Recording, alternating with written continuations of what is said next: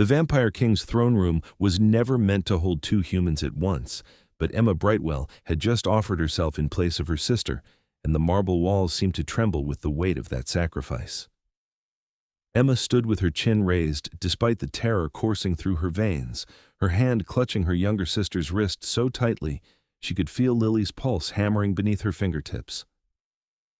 The throne room stretched before them like a cathedral, carved from midnight itself, all soaring arches and columns of black stone that gleamed with an otherworldly sheen. Torches burned with pale blue flames along the walls, casting dancing shadows that made the space feel alive, watching, waiting. On the obsidian throne sat Fenris Corvinus, the Vampire King, and Emma forced herself to meet his gaze, even though every instinct screamed at her to look away. He was exactly as the stories described, and nothing like she'd imagined all at once. His hair fell past his shoulders in waves of pure white, so pale it seemed to glow against his ash-pale skin. His eyes were the color of fresh blood, ancient and knowing, and they fixed on her with an intensity that made her feel stripped bare. He wore black armor that looked ceremonial rather than practical, all intricate scrollwork and sharp edges that caught the torchlight, and his presence filled the room like a physical force. "Say that again," Fenris said, his voice low and dangerous, carrying the weight of centuries. "I want to be certain I heard you correctly." Emma swallowed hard, tasting copper fear on her tongue. Behind them, the massive doors had sealed shut the moment they'd been escorted inside by the vampire guards, two pale figures with crimson eyes who now stood at attention like statues. There was no escape. There had never been any escape, not from the moment Lily had been caught stealing from the Vampire District's blood bank 3 weeks ago. "Take me instead," Emma repeated, her voice steadier than she felt. "My sister is only 19. She made a mistake, but she doesn't deserve death for it. I'm older. I'll take her punishment. Let her go free, and I'll give you whatever you want." Lily let out a choked sob beside her. "Emma, no, you can't." "Quiet," Emma said, squeezing her sister's wrist. She didn't dare look at Lily, afraid that if she saw her sister's face, she'd lose her nerve entirely. "I'm doing this." Fenris rose from his throne with a fluid grace that was utterly inhuman, descending the steps carved from black glass with deliberate slowness. Each footfall echoed through the vast chamber. He moved like smoke given form, like death wearing a beautiful face, and Emma's heart kicked against her ribs as he approached. The Vampire Treaty had been in place for 50 years, ever since the Great Revelation when vampires had stopped hiding and negotiated an uneasy peace with humanity. There were rules now, laws that governed both species. Humans stayed out of vampire territory after dark. Vampires didn't hunt humans for sport. Blood banks supplied willing donors and medical surplus. The system worked as long as everyone followed the rules. Lily had broken those rules spectacularly.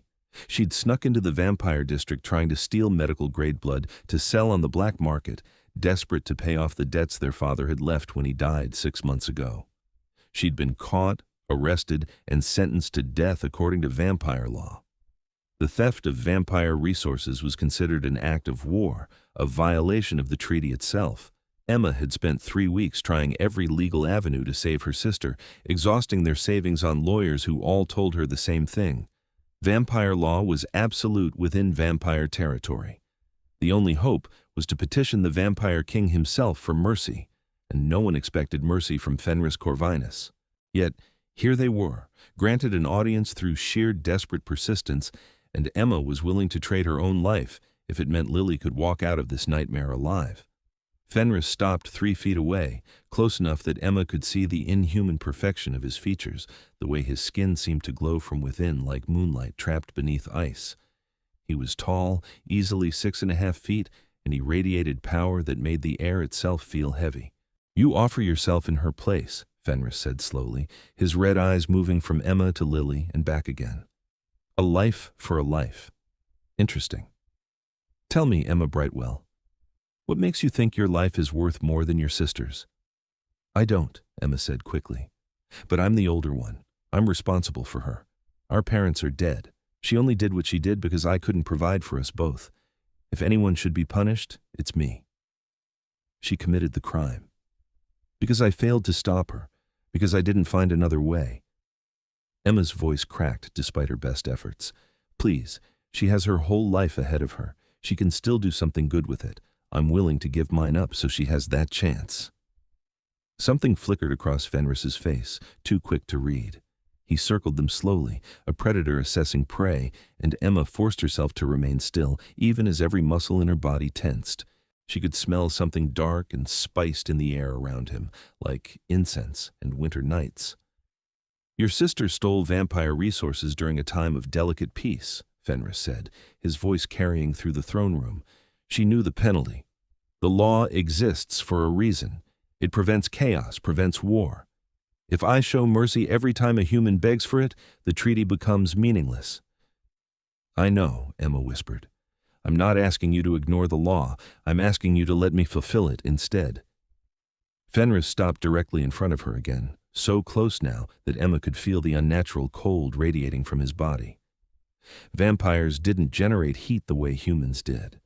They were beautiful corpses, animated by ancient magic and blood, eternal and terrifying. Look at me, Fenris commanded. Emma lifted her eyes to his, and the world seemed to narrow to just that connection. His red gaze bored into hers, searching for something, and she felt exposed in a way that went beyond physical vulnerability. It was as if he could see straight through to her soul, weighing it, measuring it. You mean it, he said, and there was something almost like surprise in his tone. You would genuinely die for her. Yes, Emma said without hesitation. Lily was crying openly now, clutching at Emma's arm. Emma, please, don't do this. I can't let you. You don't have a choice, Emma said gently, finally looking at her sister. Lily's face was streaked with tears, her brown eyes wild with panic. Emma memorized that face, storing it away like a precious photograph. I love you. That means I protect you, no matter what. How touching, said a cold voice from the shadows near the throne. Emma's attention snapped to the source. Another vampire emerged from the darkness, this one female with white hair elaborated in braids and the same pale skin and red eyes as Fenris. She wore a gown of deep crimson that looked like it had been sewn from blood itself, and her smile was full of sharp teeth. Katerina, Fenris said, a warning in his tone.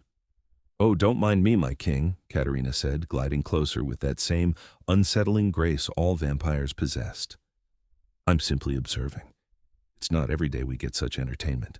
A human offering herself for execution to save her criminal sister. It's almost romantic.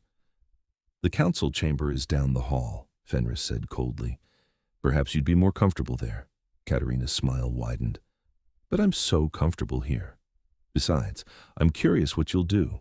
Will you accept this noble sacrifice, or will you execute them both for wasting your time? Emma's blood turned to ice. She hadn't considered that possibility. Of course, the Vampire King could simply kill them both. He didn't owe them anything. The audience itself had been a gift she probably didn't deserve. Leave us, Fenris said, and this time there was clear command in his voice, the weight of a king who expected to be obeyed. Katerina's eyes flashed with something dangerous, but she inclined her head in a mockery of a bow. As you wish, my king. She swept toward the doors, which opened at her approach. Before she exited, she glanced back at Emma with a look that promised this wasn't over. Then she was gone, and the doors sealed once more. The silence that followed felt suffocating. Fenris returned his attention to Emma, studying her with that same unreadable expression. Your sister's crime demands blood, he said finally. The law is clear, a life must be paid. Emma nodded, her throat tight. This was it. She'd made her offer, and he was going to accept. She'd die here in this throne room, probably drained of blood or beheaded or however vampires executed criminals, but Lily would go free. It was worth it. It had to be worth it. However, Fenris continued, and Emma's breath caught at that single word. I am not without the capacity for mercy, despite what my reputation might suggest. You've shown remarkable courage coming here, remarkable love for your sister. These are qualities I respect. Hope flared in Emma's chest, painful and bright. I will free you both, Fenris said.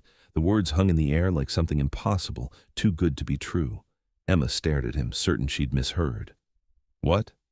I will pardon your sister's crime and release you both, Fenris repeated calmly. You may return to your lives in the human district. The debt will be considered paid. Lily let out a cry of relief, her knees buckling. Emma caught her, holding her sister upright while her own mind spun trying to process what she was hearing. It didn't make sense. Vampire law was absolute. The penalty for theft of vampire resources was death. Fenris had said so himself. "I don't understand," Emma said slowly. "Why would you do that?" Fenris moved closer still, and Emma found herself pinned by his gaze once more. "Because you offered something precious without hesitation. Because genuine sacrifice is rare, and I find myself unwilling to destroy it." His voice dropped lower. "And because I am king, and I can choose mercy when I see fit." "Thank you," Emma breathed, the words feeling utterly inadequate. "Thank you so much. There is a condition," Fenris interrupted. Of course there was. Emma's relief curdled into wariness. "What kind of condition?" "You will return here tomorrow night," Fenris said. "Alone. You will dine with me and answer my questions. I want to understand the kind of human who would trade her life so easily." Emma blinked. That was it? Dinner and conversation? It seemed too simple, too easy, but she wasn't about to argue. "I can do that." "Then we have an agreement." Fenris turned away, ascending back to his throne with that same liquid grace. "Mordecai will escort you out. Your sister's record will be cleared by morning." One of the vampire guards from earlier materialized at their side as if summoned by thought alone.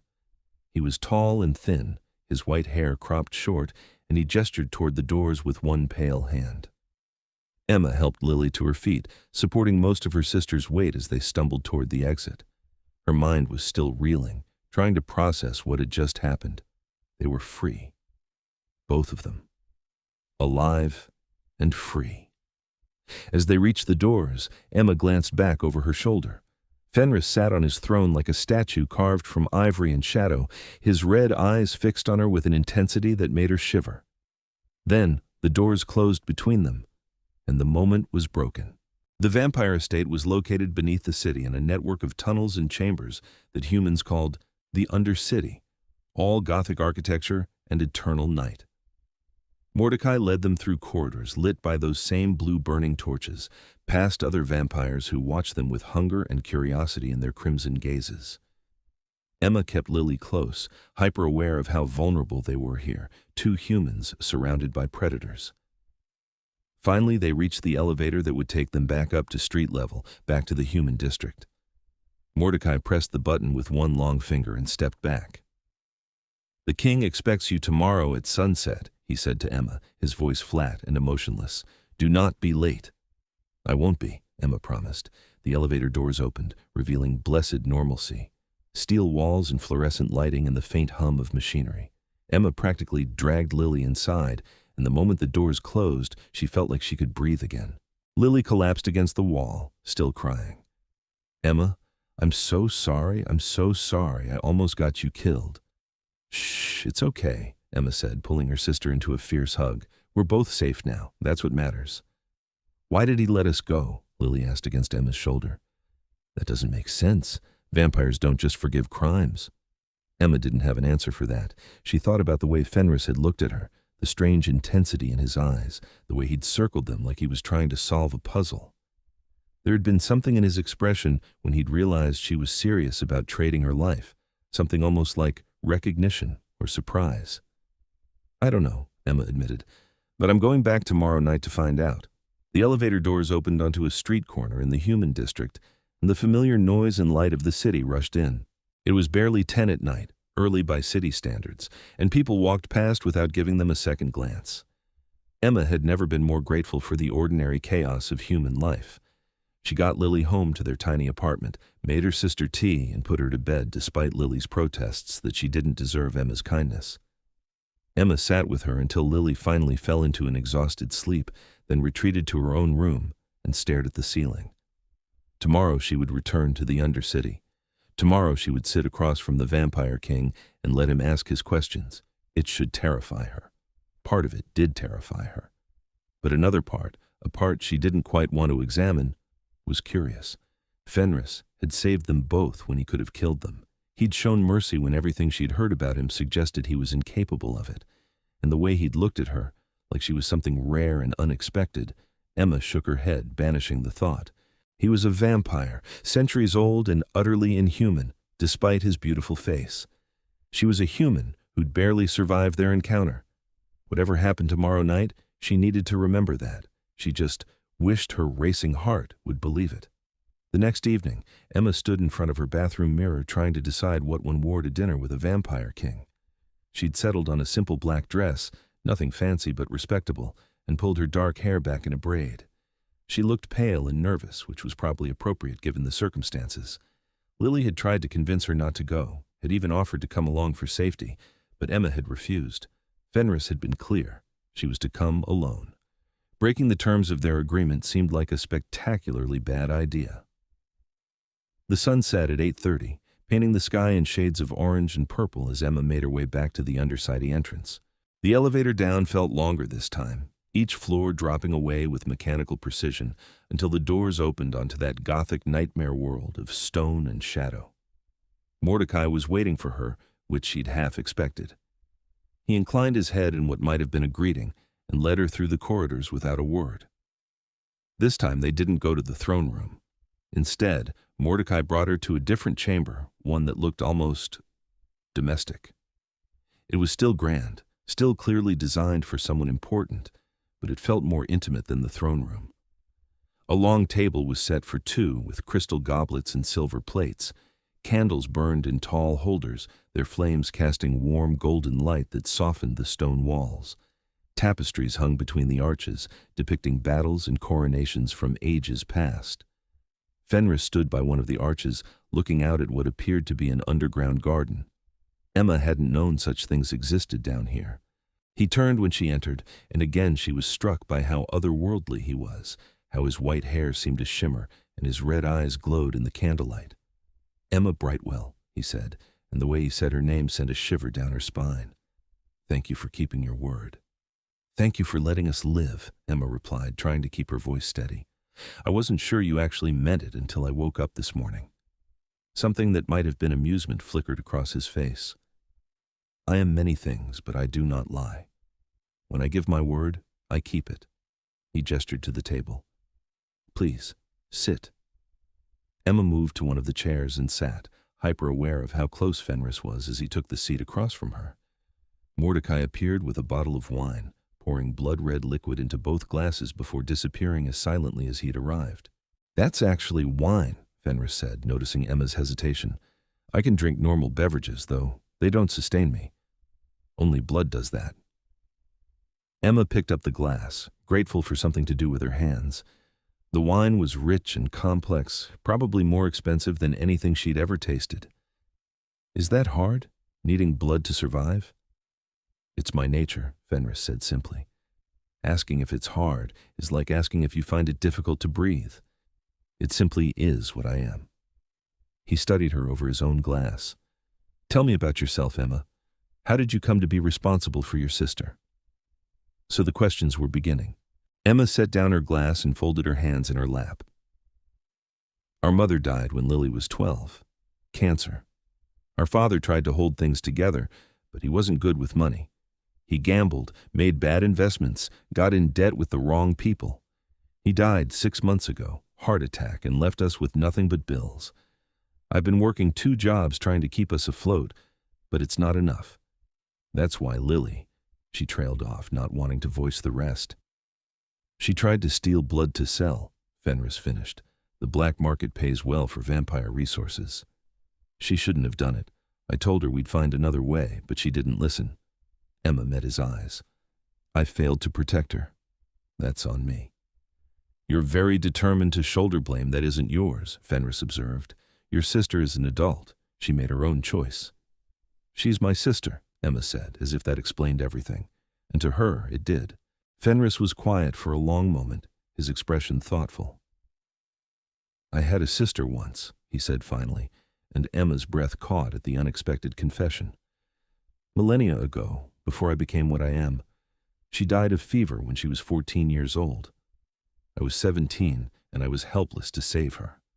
I've spent the centuries since then with power beyond measure, but I couldn't save the one person who mattered most." The raw pain in his voice surprised Emma. She'd expected the Vampire King to be cold, distant, inhuman, and more than just biology, but there was genuine grief in his words, ancient and heavy. "I'm sorry," Emma said softly. "It was a very long time ago." Fenris took a drink of his wine. "But when you stood before me yesterday, willing to trade your life for your sister's, I saw myself as I was, the boy who would have given anything to save his sibling. I couldn't let your sacrifice be wasted." Understanding clicked into place. "That's why you freed us both." "Yes, though I warn you, not everyone in my court approves of my decision. Katerina especially thinks I've gone soft, that I'm undermining vampire law by showing mercy." His red eyes glinted dangerously. "She's not entirely wrong." "Will there be consequences?" Emma asked, worried now. "For you, I mean?" Fenris's lips curved in something that wasn't quite a smile. "I'm the Vampire King. My word is law. If others disagree, they're welcome to challenge me for the throne, though none have been foolish enough to try in centuries." Food arrived then, brought by silent vampire servants who placed plate after plate on the table. The meal was elaborate, clearly designed to showcase vampire wealth: perfectly cooked steak, roasted vegetables that gleamed with butter and herbs, bread that smelled like heaven. Emma's stomach reminded her she hadn't eaten all day. "Please eat," Fenris said, gesturing to the food. "I want you comfortable." Emma picked up her fork, still feeling surreal about the whole situation. "Can I ask you something?" "That was our agreement. I ask questions and you answer, though I suppose it's only fair you get some in return." "Why am I really here?" Emma asked. "You could have freed us without this. Why did you want to see me again?" Fenris leaned back in his chair, his gaze never leaving her face. "Because you fascinate me," he said simply. "In 500 years as king, I've met countless humans. Most fear me, some try to manipulate me, a few are brave enough to petition me for favors. But you're the first who looked me in the eye and offered your life without a single thought for your own survival. That kind of love, that kind of selflessness, it's remarkable. I wanted to understand it better, to understand you." Heat crept into Emma's cheeks. "I'm not that special." "I disagree." Fenris's voice dropped lower, more intense. "You have no idea how rare you are, do you? How most humans would have let their sister face the consequences alone. How they would have tried to bargain or plead but never actually offered themselves in exchange." "Then most humans are smarter than me," Emma said, trying to deflect with humor, "because offering myself to the Vampire King wasn't exactly my brightest moment." "It was your finest moment," Fenris countered, "and it deserved to be honored, not punished." They ate in silence for a while, Emma acutely aware of Fenris watching her. It should have been uncomfortable, but instead it felt almost companionable, like they'd shared something profound yesterday in the throne room, and this dinner was the natural continuation of that connection. "Tell me about being king," Emma said eventually. "What's that like?" Fenris considered the question. "Heavy," he said after a moment. "Every decision I make affects thousands of vampires and millions of humans. The treaty I negotiated 50 years ago keeps our species from war, but it's fragile. There are vampires who want to return to the old ways, hunting humans freely. There are humans who want to exterminate us entirely. I stand between those extremes and try to maintain balance." "That sounds exhausting." "It is, but it's necessary." Fenris set down his glass. "My kind used to be monsters, Emma. We hunted humans for sport, slaughtered entire villages, treated your species as nothing but prey. I helped change that. I proved we could coexist peacefully. Some call me weak for it, but I call it evolution." "You're not weak," Emma said with certainty. "You're probably the strongest person I've ever met." Something warm flickered in Fenris's eyes, and Emma realized with a start that she'd pleased him. The thought sent an unexpected flutter through her chest. They talked for hours, the conversation flowing easily despite the strangeness of the situation.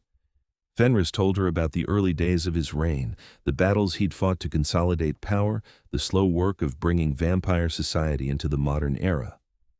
Emma told him about her life, about working at a bookstore and a coffee shop, about taking care of Lily and dreaming of maybe going back to school someday. It was only when Emma noticed the candles had burned low that she realized how much time had passed. Fenris noticed her noticing and rose from his seat. "It's late," he said. "I should have Mordecai escort you home." Emma stood as well, oddly reluctant for the evening to end. "Thank you for dinner, and for the conversation. I wasn't expecting—" "To enjoy yourself?" Fenris supplied, moving closer. "Neither was I, if I'm honest. I thought this would be a curiosity, a chance to study something unusual. But you've surprised me again, Emma Brightwell." "How?" Emma asked, breathless at his proximity. "By being real," Fenris said softly. "By treating me like a person instead of a monster or a king. It's been a long time since anyone did that."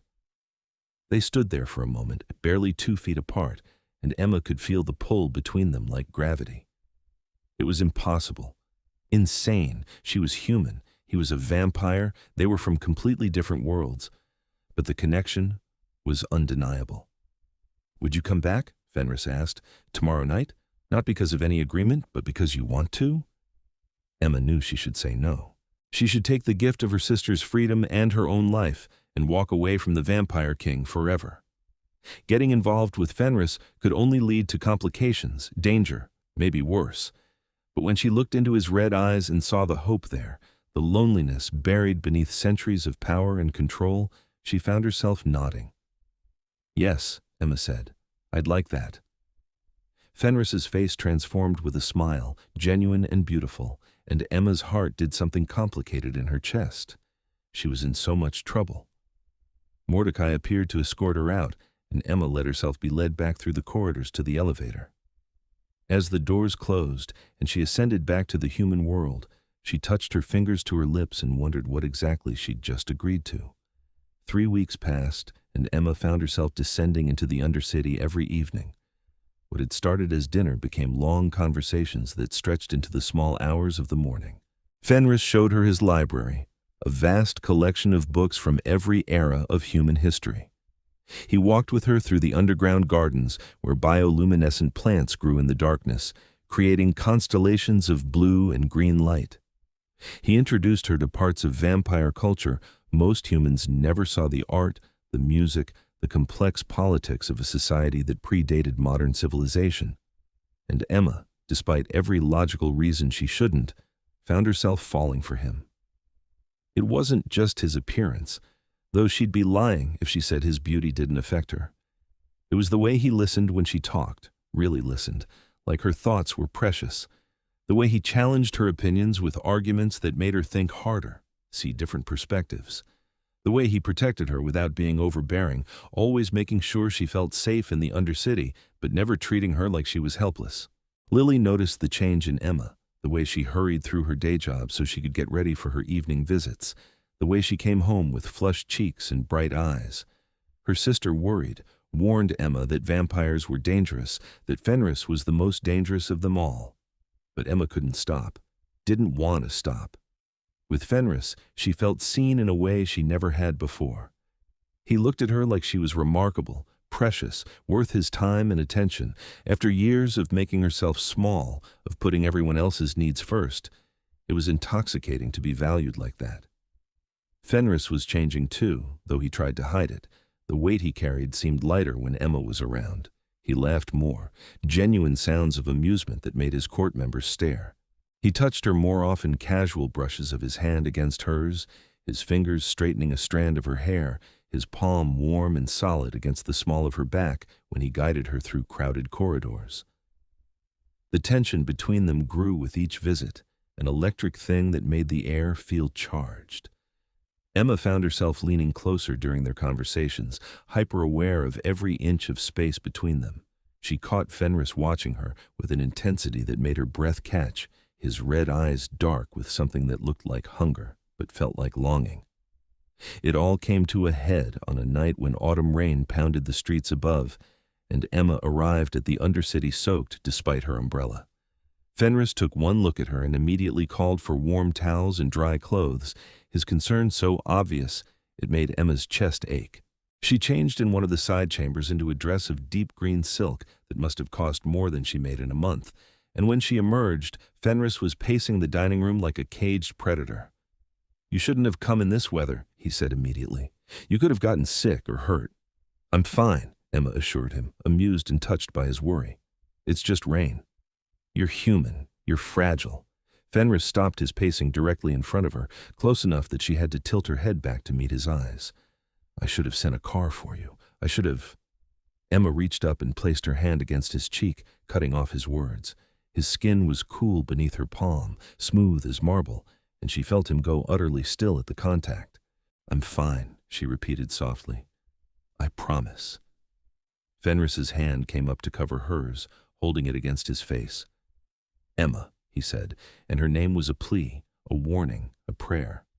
"We need to talk about this, about us."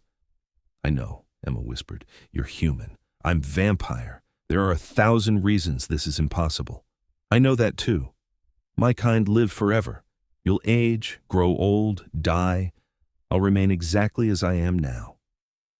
There was pain in Fenris's voice, raw and deep. "I could lose you the way I lost my sister, only worse because I'll see it coming for decades." Emma's heart cracked at the fear in his words. "Then we'll figure it out.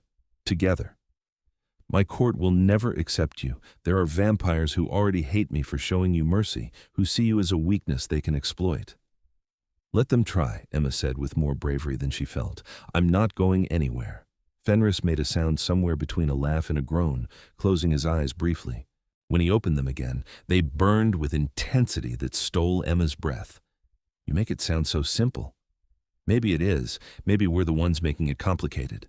Emma's other hand came up to frame his face, holding him like something precious. "I care about you, Fenris. I know I shouldn't. I know it's crazy, but I do. And I hope you might feel the same way." "Feel the same way?" Fenris repeated, and then he was moving, backing Emma against the wall with careful control, caging her in with his arms on either side of her head. He leaned down until they were eye level, until Emma could count the flecks of crimson in his irises. "Emma, I'm consumed by you. Every waking moment you're not here, I'm counting the hours until I see you again. When you are here, I can barely focus on anything but you. Your laugh, your smile, the way you argue with me when you think I'm wrong. You've undone 5 centuries of careful control in less than a month." Emma's pulse hammered at her throat, and she saw Fenris's gaze flicker to it, saw his pupils dilate, but he didn't move closer, didn't take what he wanted. Even now he was holding himself back. "Kiss me," Emma said. Fenris went perfectly still. "Are you certain?" "I've never been more certain of anything in my life." With a sound that was almost a growl, Fenris closed the distance between them. His lips met hers with surprising gentleness, a soft press that sent electricity racing through Emma's entire body. She responded immediately, rising onto her toes and kissing him back with all the pent-up longing she'd been carrying. The kiss deepened, turned urgent. Fenris's hands came to Emma's waist, pulling her flush against him, and she wound her arms around his neck, fingers tangling in his white hair. He was cold and warm at the same time, impossibly strong but holding her like she was made of glass, and Emma felt herself falling, drowning, surrendering to something bigger than both of them. When they finally broke apart, both breathing hard despite Fenris not technically needing air, Emma felt branded by the kiss, changed by it. She looked up at the Vampire King and saw the same wonder reflected in his face. "I love you," Fenris said, the words quiet but absolute. "I didn't think I was capable of it anymore. But I love you, Emma." Tears pricked Emma's eyes. "I love you too." They kissed again, softer this time, a promise rather than a claiming. When they separated, Fenris rested his forehead against hers. His eyes closed. "This is going to be complicated," he murmured. "I don't care. My court will handle them. The treaty is about peace between humans and vampires. We're kind of the poster children for that, don't you think?" Emma pulled back enough to look at him properly. "I'm not saying it'll be easy. I'm saying it'll be worth it. You're worth it." Fenris opened his eyes, and the love in them nearly knocked Emma over. "How did I exist for 500 years without you?" "Poorly, I'm guessing." He laughed, and the sound filled Emma with joy. This powerful, ancient being laughing because of her, loving her, choosing her despite all the obstacles. They spent the rest of the evening wrapped in each other, talking about the future they'd build together. Fenris explained that as king, he could declare Emma under his personal protection, which would grant her safe passage throughout the Undercity and prevent other vampires from threatening her. Emma talked about introducing Fenris to Lily properly, about navigating the complications of dating someone who could only go out after sunset. It was very late when Emma finally headed home, her lips still tingling from Fenris's kisses, her heart full to bursting. She floated through the next day at work, barely noticing the customers, replaying every moment in her mind. She should have known it was too good to last. Emma was getting ready for another evening in the Undercity when Lily burst into her room, her face pale and frightened. "Emma, you can't go down there tonight," Lily said urgently. Emma paused in braiding her hair. "What? Why?" "I heard things at work. People are talking about the Vampire King and some human woman he's involved with. They're saying—" Lily swallowed hard.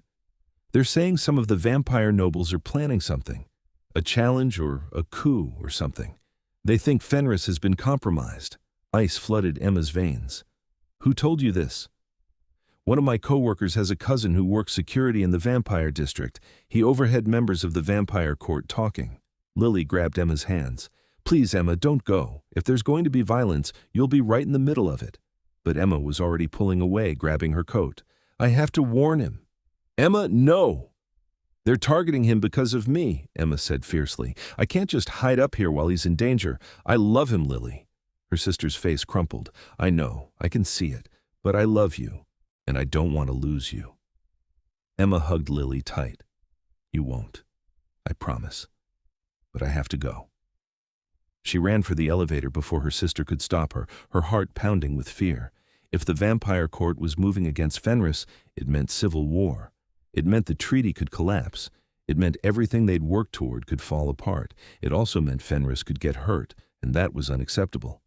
The Undercity felt different when Emma emerged from the elevator. There was tension in the air, vampires moving with purpose through the corridors, clusters of them speaking in low, urgent voices. Emma pushed past them, heading for Fenris's private chambers. She'd barely made it halfway when Katerina materialized in her path. "Well, well," the vampire noblewoman said, her red eyes gleaming with malice. "The little human comes running right into the trap. How convenient." Emma stopped, every instinct screaming danger. "What have you done? What needed to be done?"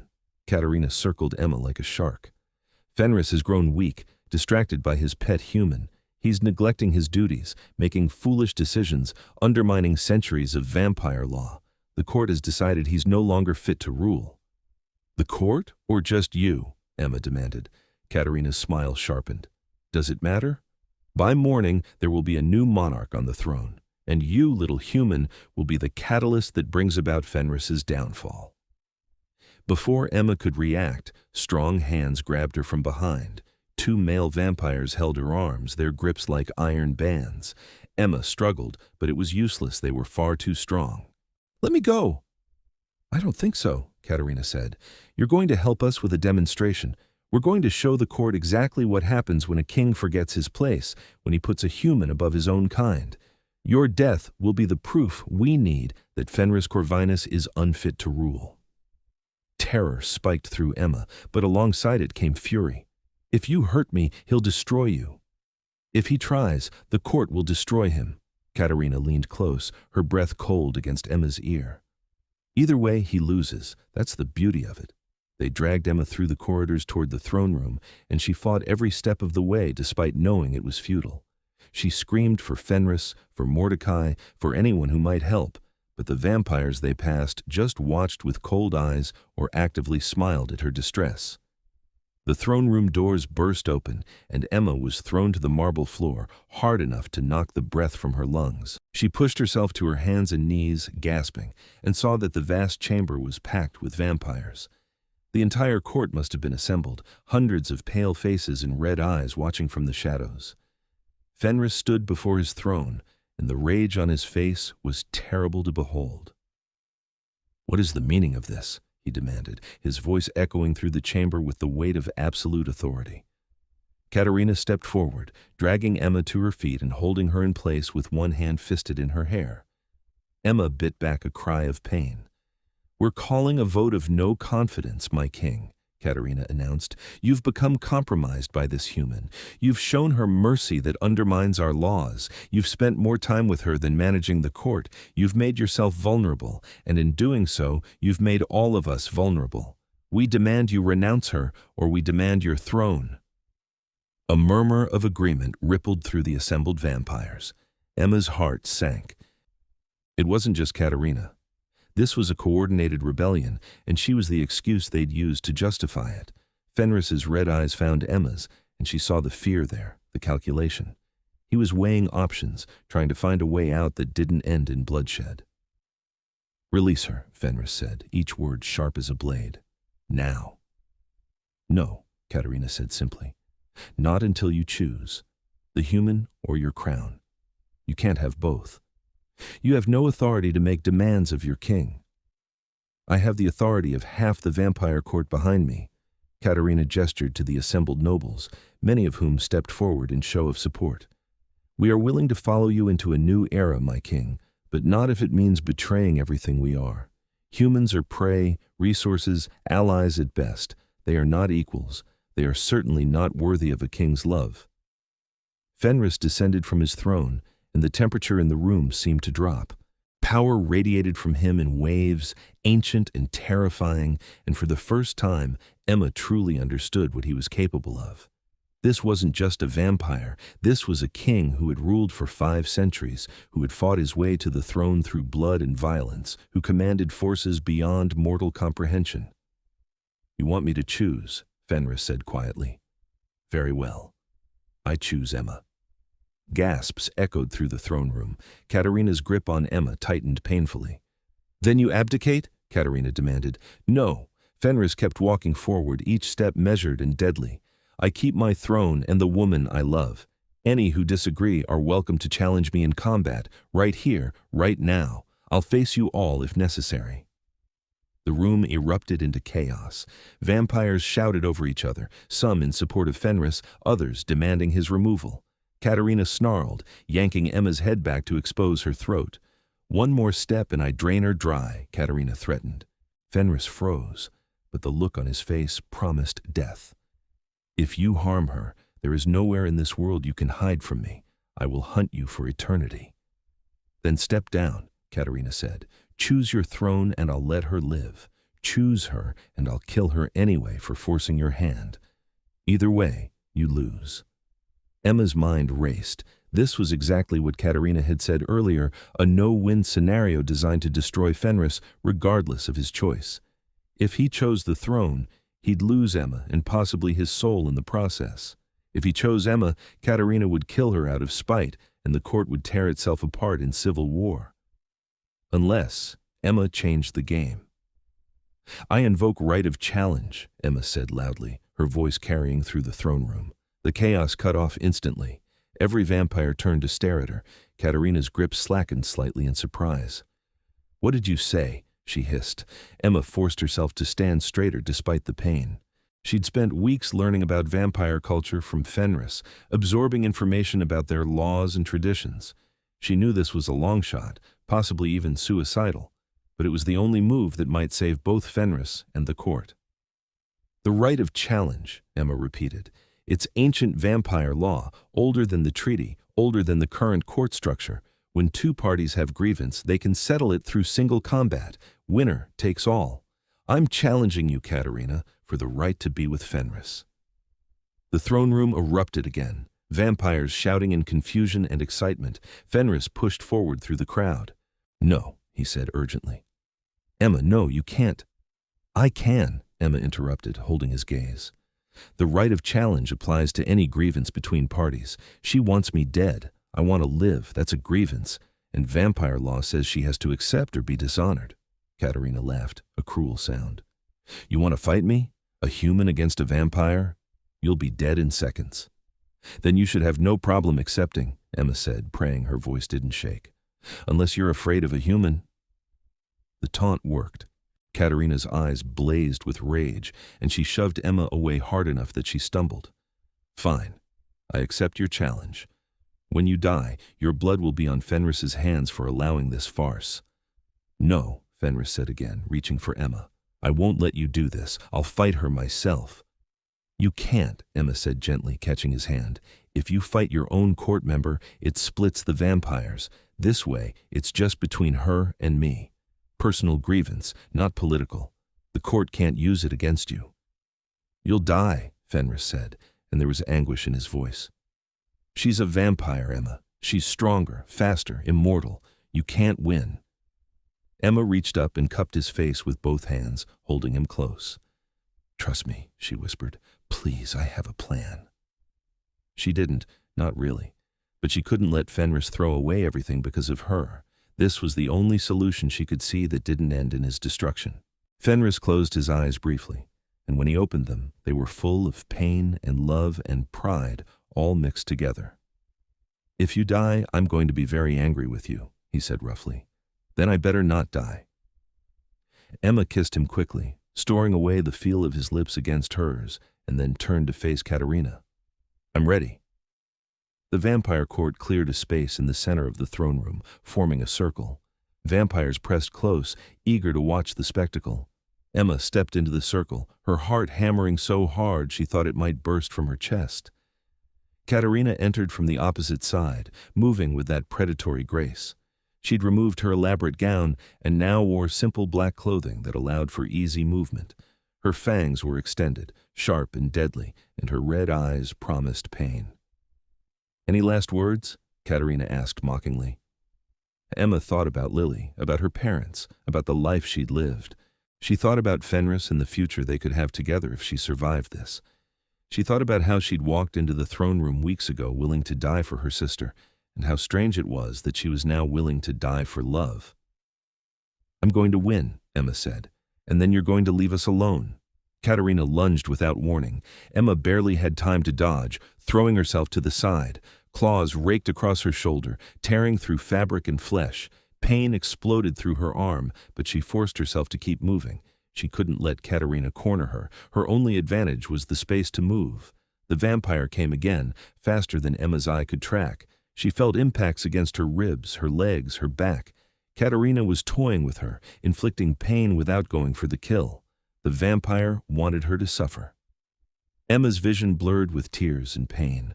Blood ran down her arm, her side, soaking into her clothes. She was going to die.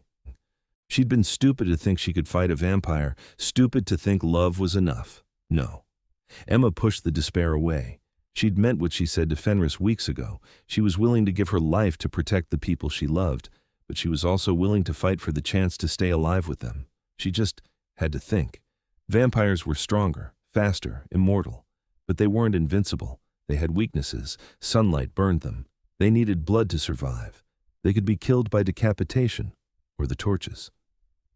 Emma's gaze snapped to the blue burning torches that lined the throne room walls. They weren't normal fire.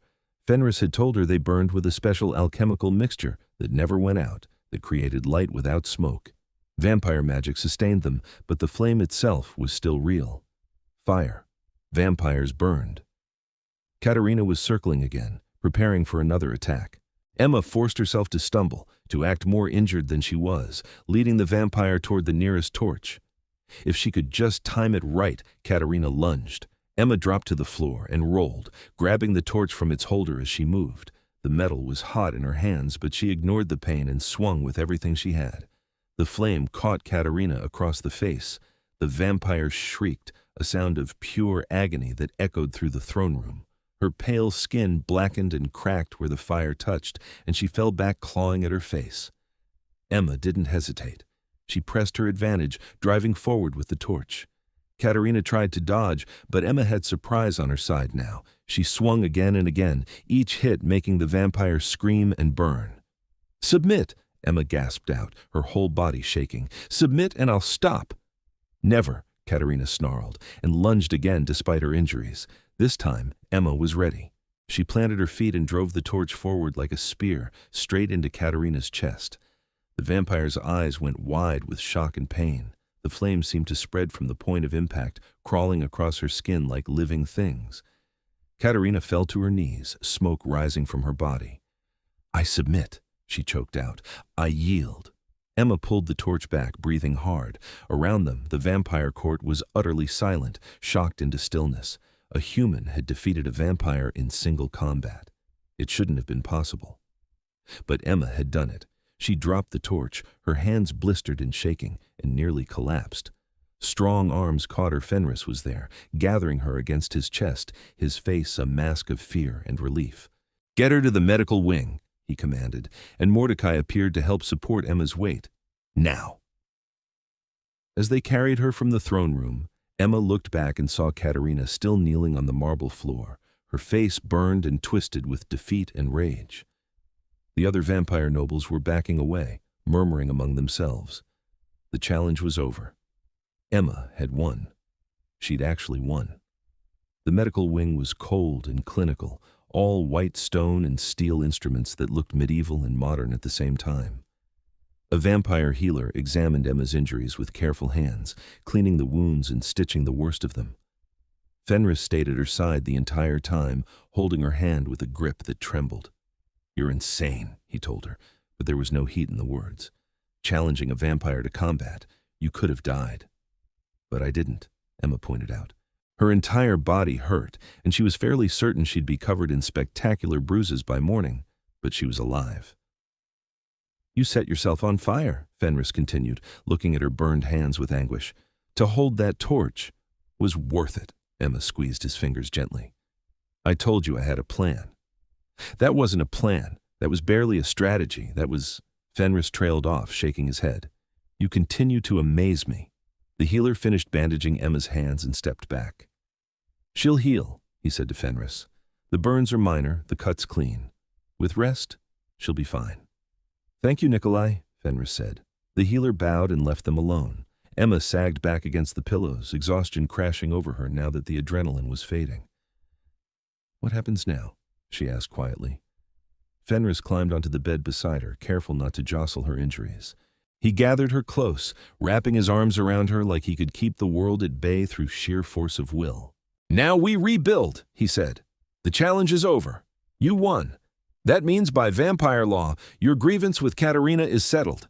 She can't come after you again without dishonoring herself and facing consequences from the court. And the rebellion will fall apart without her leadership. The other nobles were following her because they sensed weakness, but you just proved that loving you makes me stronger, not weaker. You fought a vampire and won. You protected me when I couldn't protect myself. That's the kind of strength they respect." Emma let herself relax into his embrace, breathing in his scent. "I meant what I said before. You're worth fighting for. So are you." Fenris pressed a kiss to her hair, her temple, her cheek. "I love you so much it terrifies me. I've never felt this vulnerable, not in 500 years, but I wouldn't trade it for anything." "Good," Emma murmured, her eyes drifting closed. "Because you're stuck with me now." She felt Fenris's chest shake with silent laughter. "I can think of worse fates." Emma let herself drift, secure in Fenris's arms, the crisis finally over. They'd faced the vampire court and survived. They'd proven their love was real, was worth protecting. Whatever came next, they'd face it together. She woke hours later to find herself in Fenris's private chambers, tucked into his enormous bed with soft blankets piled around her. Fenris sat in a chair beside the bed, watching her with those ancient red eyes. "How long was I asleep?" Emma asked, her voice rough. 6 hours. Fenris moved to sit on the edge of the bed, reaching out to brush her hair back from her face. "How do you feel?" "Like I got in a fight with a vampire," Emma said wryly, "but better than I expected." "Your sister is here. She's been frantic with worry. I sent word that you were safe, but she insisted on coming down herself. I have her waiting in the sitting room." Fenris's expression turned serious. "Emma, we need to talk about the future, about what comes next." Emma pushed herself up to sitting, wincing at the pull of her stitches. "Okay, talk." Fenris stood and paced to the window, looking out at the underground gardens. "I can protect you here in the Undercity. As the woman I love, you have status now. The court saw what you did. They'll respect you, maybe even fear you a little. But the human world won't understand. They'll see you as a vampire's pet at best, a traitor at worst. I don't care what they think, Emma said firmly. I do, because it will affect your life, your sister's life. You'll be watched, judged, possibly harassed. Fenris turned back to her. I'm offering you a choice, Emma. You can stay with me and accept everything that comes with that, the danger, the politics, the scrutiny. Or you can walk away, return to your human life, and I'll make sure you're protected from a distance. I'll love you either way. But I need you to choose freely. Emma looked at him, this powerful ancient being who was offering to let her go if it meant she'd be safer. The love in his eyes was profound, selfless, the kind of love that put the other person first, even when it caused pain.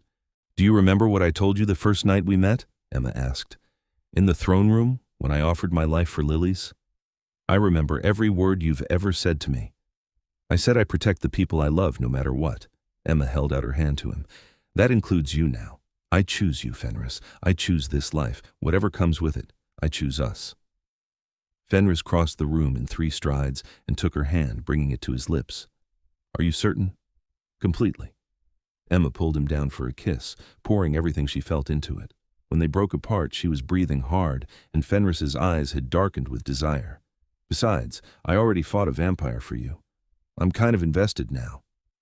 That startled a laugh from him. Fair point.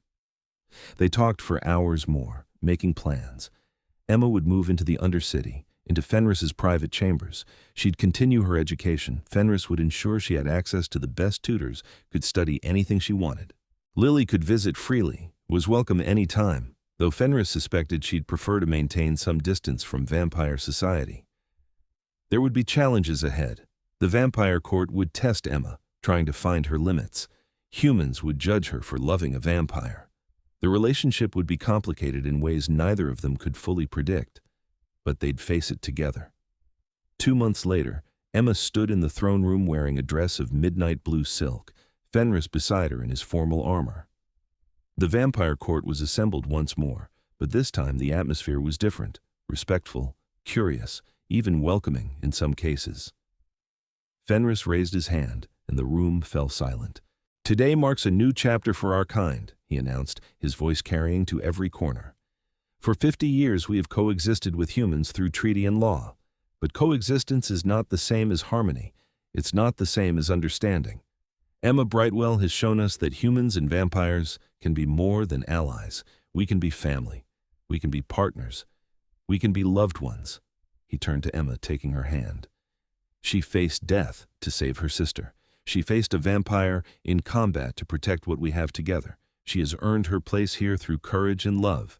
Therefore, by my authority as king, I name Emma Brightwell as my consort and partner with all the rights and protections that title grants.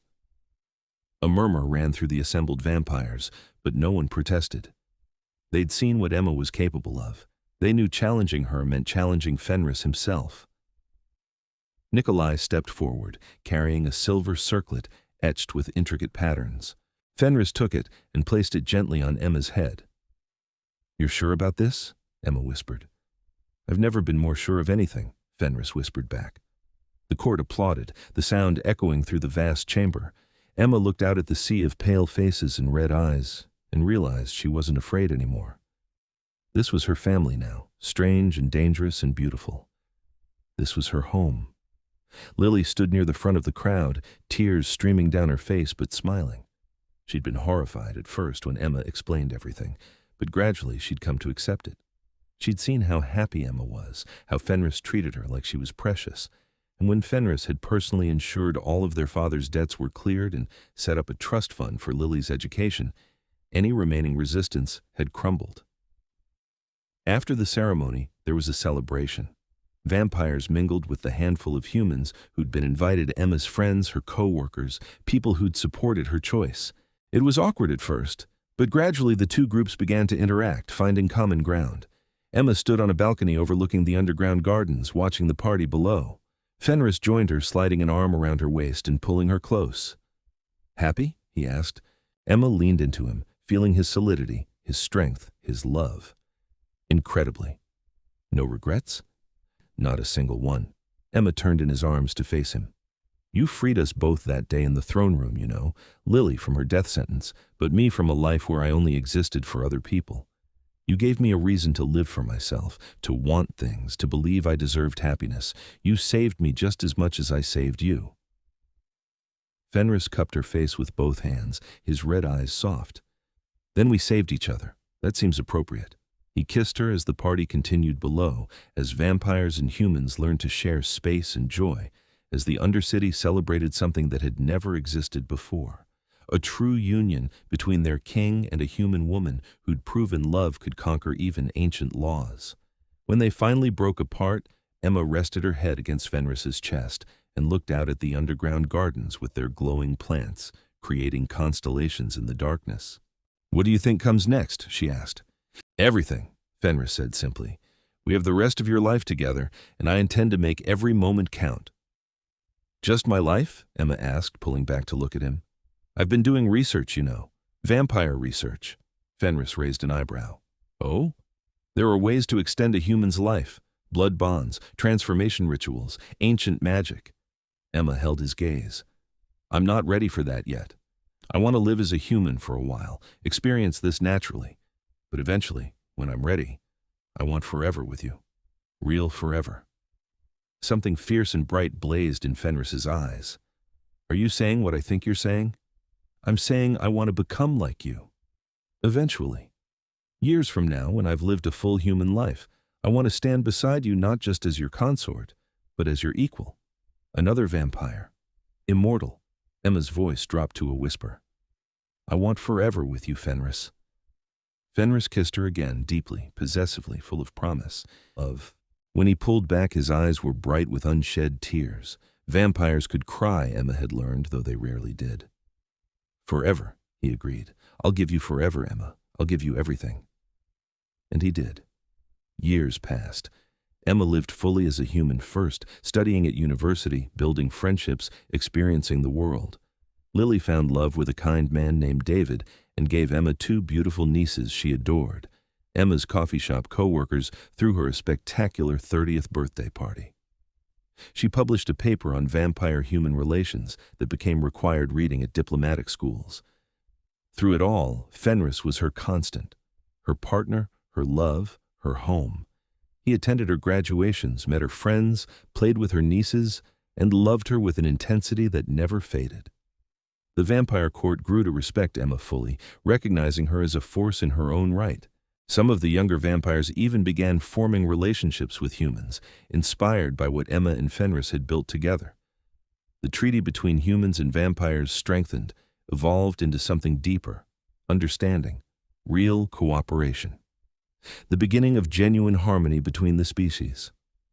On Emma's 35th birthday, she came to Fenris with a simple request. "I'm ready." He knew immediately what she meant.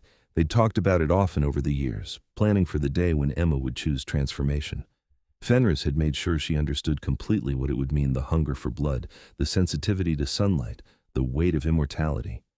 Emma had accepted all of it. The transformation ritual took place in private, with only Mordecai present as witness. Fenris held Emma as he fed from her wrist, draining her to the edge of death.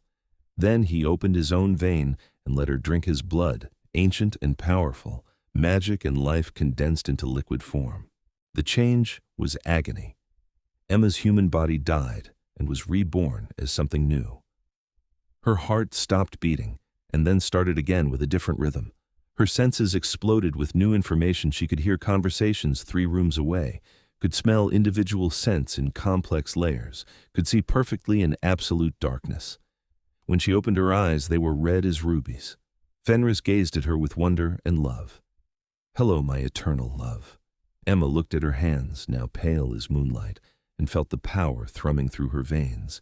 She was vampire now, immortal, forever changed and yet still herself. She looked at Fenris and smiled, feeling her new fangs against her lips. "Hello, my king." They kissed as equals for the first time, vampire and vampire, immortal and immortal, and it felt like coming home. Decades passed into centuries. Emma and Fenris ruled the vampire court together, partners in every sense. They watched humanity evolve, watched the relationship between their species deepen into genuine alliance. They traveled the world, experienced everything together, built a life that was rich and full and beautiful. Lily lived to 97, surrounded by children and grandchildren and great-grandchildren, and Emma held her hand as she passed peacefully in her sleep. It hurt, losing her sister, but Emma had been given the gift of watching Lily live a full, happy life. That was more than she could have hoped for that night in the throne room, when she'd offered her own life as sacrifice. Other humans they'd known aged and died, the natural cycle of mortality. But Emma and Fenris remained eternal and unchanging, their love as strong as the day they'd first confessed it. On the 500th anniversary of Emma's transformation, they stood on the same balcony overlooking the underground gardens. The Undercity had changed over the centuries, modernized and expanded, but the gardens remained as beautiful as ever. "Do you ever regret it?" Fenris asked quietly. "Giving up your humanity?" Emma leaned into him, feeling his arms wrap around her in the familiar embrace she'd known for half a millennium. "Never. You gave me forever. I gave you the same. That's more than fair." "I love you," Fenris said, the same words he'd spoken countless times over the centuries, and they still had the power to make Emma's immortal heart swell.